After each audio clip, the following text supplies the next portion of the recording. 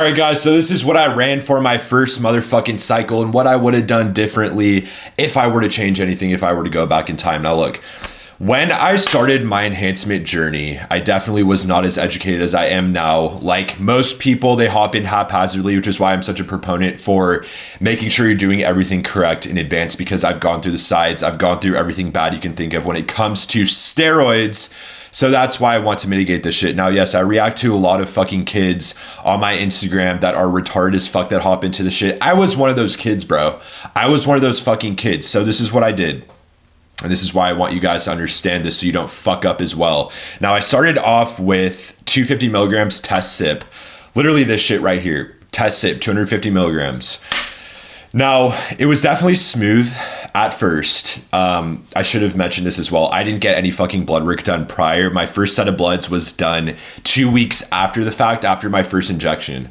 So that was my first fucking mistake. But the compound selection itself was actually great because I did do research prior. I just didn't know what the fuck I was doing. I was looking on random ass fucking Reddit forums and bodybuilding forums and listening to fucking people on YouTube on what to do. So I had a general idea of what the fuck to do.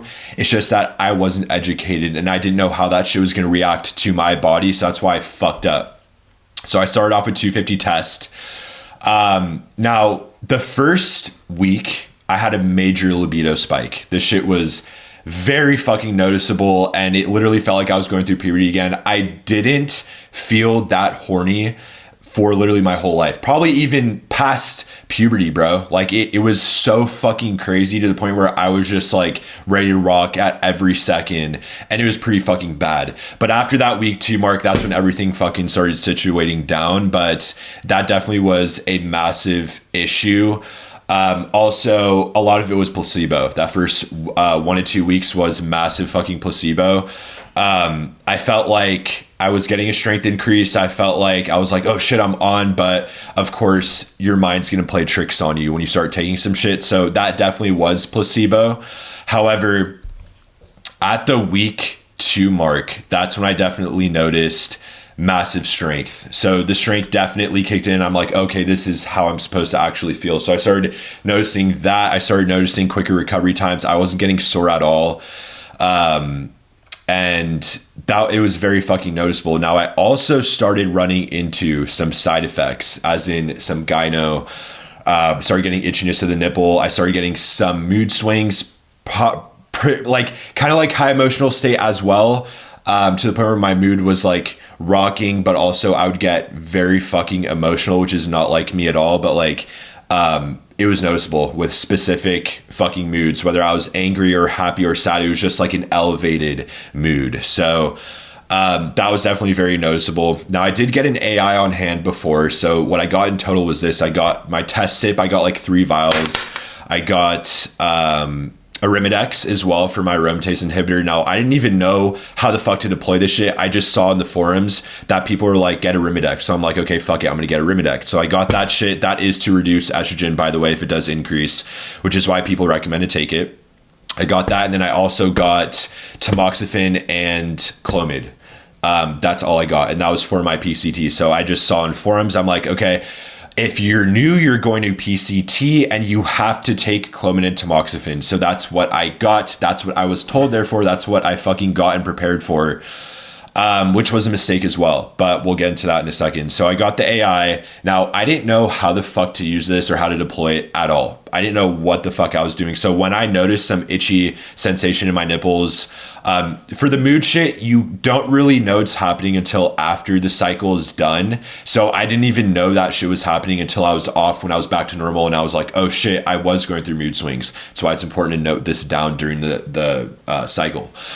I took the AI when I started noticing some itchy nipples. I took the AI and I definitely crashed my E2. So I took way too much. I took like 2 25 milligram tabs of Arimidex to counteract that shit. And I would just keep popping it if I notice anything weird happening with my nipple. This is not how you want to go about taking an AI. What you want to do first off with your blood work is get it done pre-blast to make sure that you're even in a good place to take the gear. That's where I fucked up first off. I didn't even know if my body was in a fucking good place to take this shit. Now, thankfully it was, but it could have not been. So, and I could have run into crazy ass side effects or life-threatening side effects if I was genetically prone to some issue, but I wasn't, thankfully.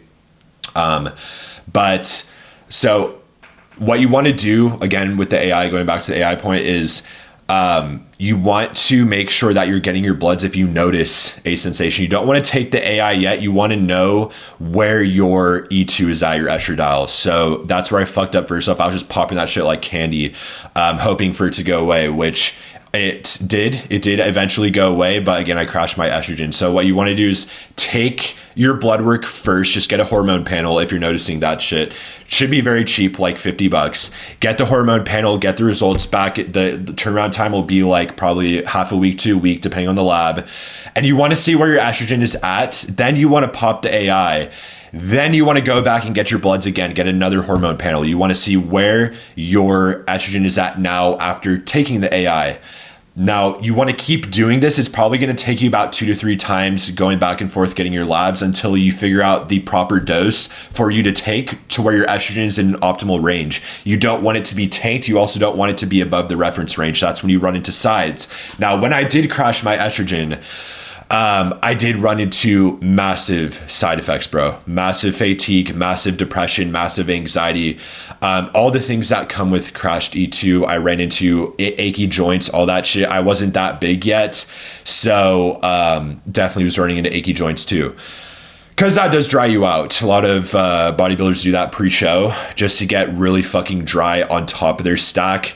But that's basically what happened. Now, if we go over these other things here. So that was kind of it with the blast. After that first month of being on 250 milligrams test sip, I did push it to 500. So I was very impatient, as most people are if they don't know what the fuck they're doing. And I bumped it up to 500 instantly. That's when I started running into even more estrogenic related sides. And that's when I kept popping the AI. Now, a lot of people get caught in this trap. Keep in mind that aromatase inhibitors are very toxic, Arimidex included. It's a very toxic compound that you don't want to just be popping like candy. Now, yes, it is the only alternative for you to take to reduce estrogen. If you're not taking a compound like Primo or fucking Equipoise, that is going to reduce your E2 to the point where you probably won't have to take one. If you're just taking like Tess or 19 Orange or some shit, you are going to need a aromatase inhibitor, and these are toxic. You don't want to just be taking them willy-nilly. You just want to take them when you need it, and you want to know exactly how much you need to take in terms of the dose to get yourself in that optimal range so that you don't run into short or long-term sides. After I bumped it up to 500, that's when I noticed some crazy ass effects. Like, that's when I knew, like, okay, this steroid shit is real. Like, I'm getting really good fucking progress going here. My weight's going up a lot, water retention, but I did notice that I was packing on mass as well. But again, the estrogen shit, that was basically it. And then in terms of coming off, once that 3-month mark hit, I did do a 12-week blast. Once the 3 months were done, that's when I did the PCT. And once again, I took a fucking forum's advice for the PCT, tamoxifen and Clomid, not the most ideal solution. And also, you want to get your bloods done before you even take the PCT to make sure that you're taking the right compounds for you. This is also toxic. PCT compounds are toxic as fuck. So if you know you're doing this for the long haul, blasting and cruising is the optimal solution for you just to do, because if you cruise test, way less fucking potent, bro. And if you do take a PCT, just know it's fucking toxic. But I just took the tamoxifen and Clomid. I forgot the dose. I think I was saying like 25 or 2550 mgs daily. And my LH and FSH definitely boosted up. But I got my blood work done 2 weeks after the PCT. So I was still on the PCT when I got the bloods done. I took it for 2 solid weeks, all these compounds of tamoxifen and Clomid daily. And I got my bloods done while I was still on the PCT. So this is obviously not what you want to do. You want to wait until everything's out of your system. The cycle, you want to wait till the PCT is out of your system. You want to wait about 2 to 3 weeks after you take that last tab for the PCT until you get the bloods done again, so that you know everything's out of your system. Now you get a good look at where your body's at once everything's out and once you're fully fucking done with everything. So I fucked up there as well. Now, I did get my bloods done pre-cycle for the next blast I took, which was test D-ball deca, another horrific fucking idea, but that's for another video. But I did get them done prior and I was good. So the PCT did work.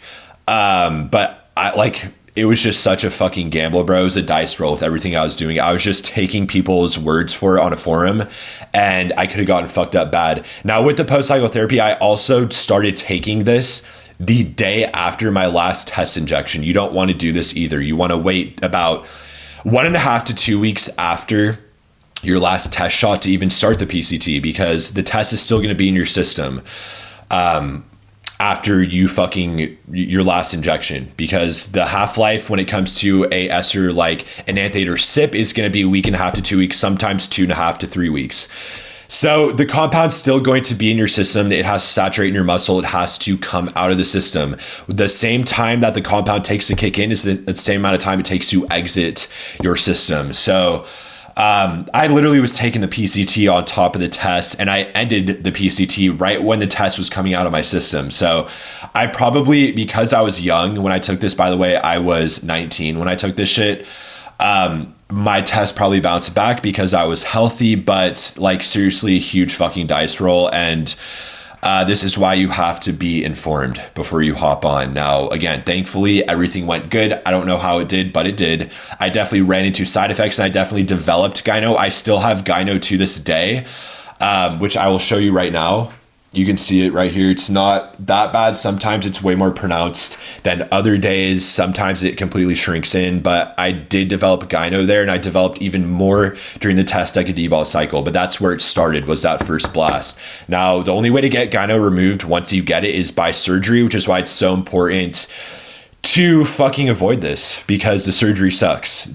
Me having gyno right now sucks. The fact that I have to go in and get a fucking surgery or fly to Thailand or Turkey to do this or pay fucking $8,000 to get it done in the States is just a bitch to deal with. So that's sort of how it went. And do I regret it? Absolutely not, because I'm here today where I am because of that, and I learned from that. But do I regret not being more informed before the blast? Absolutely.